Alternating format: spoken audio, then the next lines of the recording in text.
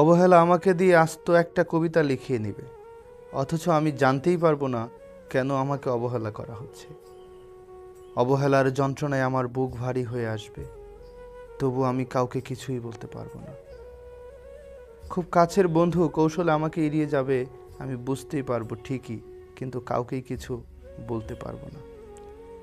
আমার চোখ মুখ অন্ধকার হয়ে আসবে, বুকের ভিতর ঝড় উঠবে, আমি হয়তো বুঝতেও পারবো না আমার কতটুকু তছনছ হলো।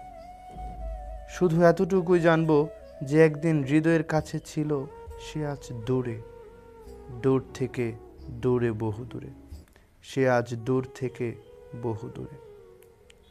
রাত আরও বাড়বে, আমার ঘুম আসবে না, অথবা আমি অকারণেই ঘুমাবো না।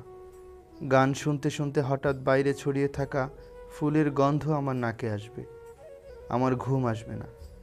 ঠিক এমন সময় তোমাকে মনে পড়বে, আমার আরও ঘুম হবে না। আমি একা অনুভব করব, মধ্যরাতে জানালা খুলে দেব, জ্যোৎস্না দেখতে গিয়ে বলবো বাইরে খুব ঝড় হচ্ছে, তখন তোমার পাশে অন্য কেউ শুয়ে আছে।